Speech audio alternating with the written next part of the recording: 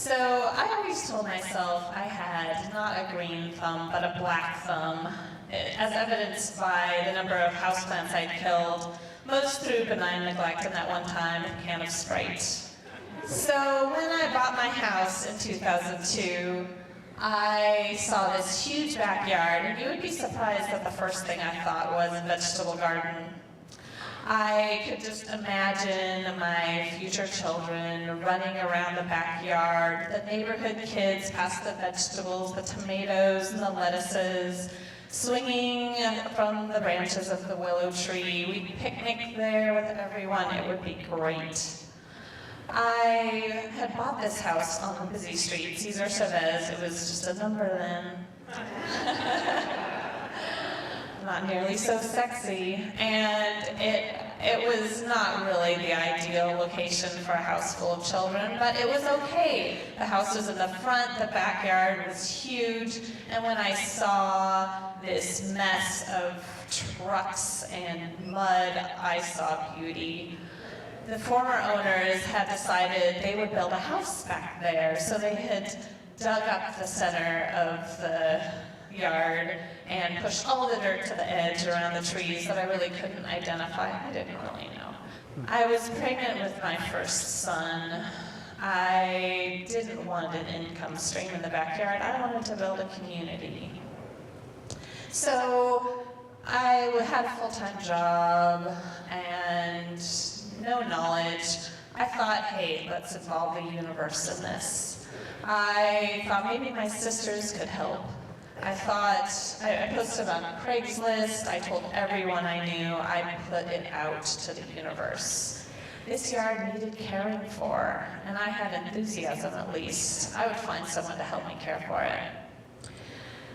So instead of a gardener, I found people to live in my backyard. My sister, my brother-in-law, my other brother-in-law, my sister-in-law, a random stranger my husband found on the side of the road. All these people lived in my basement and came and left their stuff in my backyard.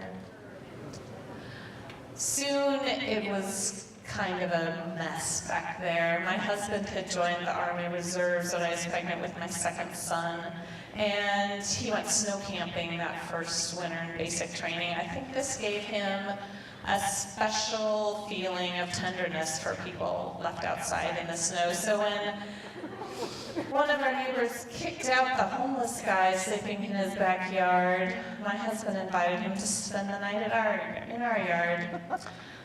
He didn't tell me at first.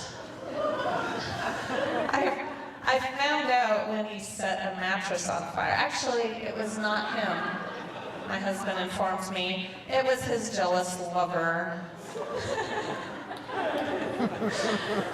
Evidently, he stole his heroin.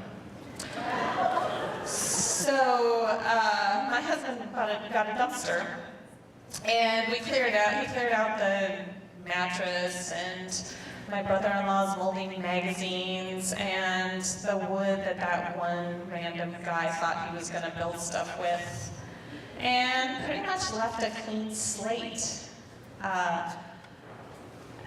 About this time, I was pregnant with my third child. I'm pregnant a lot in this story. And I was ready to take over the yard. My husband was out in Kansas or Oklahoma or somewhere where they send you in the Army.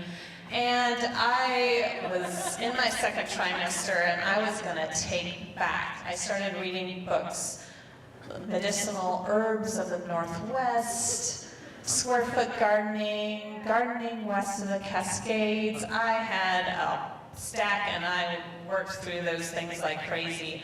I took a week off work and I killed blackberry vines.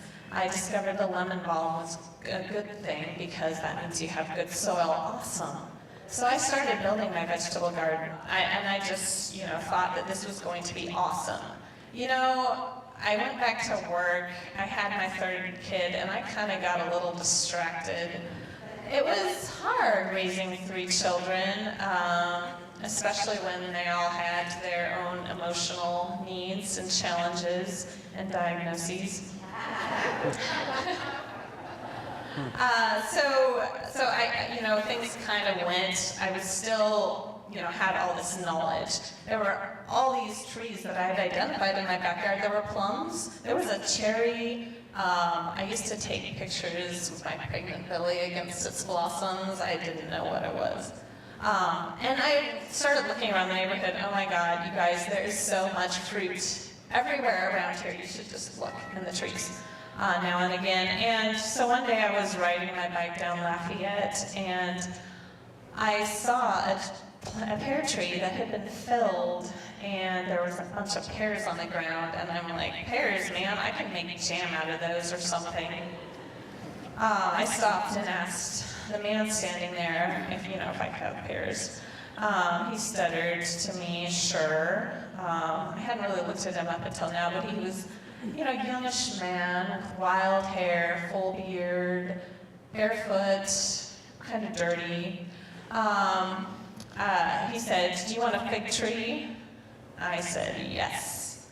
The next day he showed up in my yard, barefoot, having walked down from his yard, with a fig tree. He planted it in my front yard. He planted another fig tree in the backyard.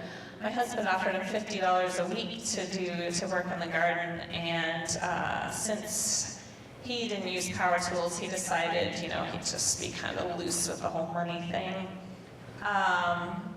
Because he's slower when he does everything by hand. He would walk down the street, down 39th, with an axe. Barefoot.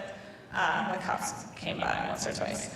He was a kind of eccentric guy. He kept a copy of The Way of the Scout in his back pocket and would ask me to read it. If you don't know that book, it's kind of like a survivalist manual. It kind of like takes the Boy Scouts and then turns it up several notches.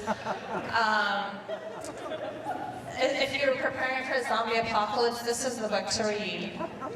FYI.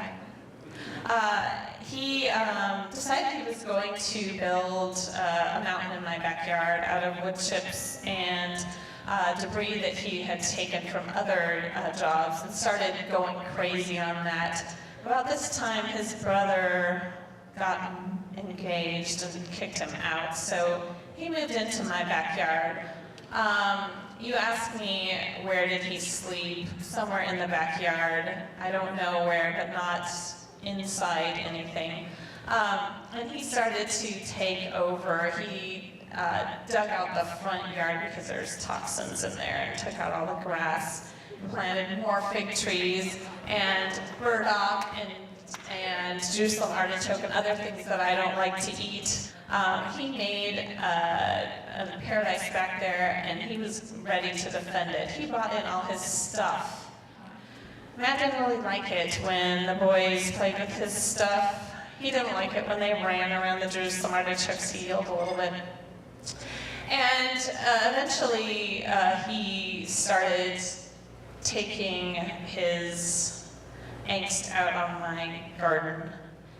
He would give me some parenting advice. I would not follow it. He would cut down a branch.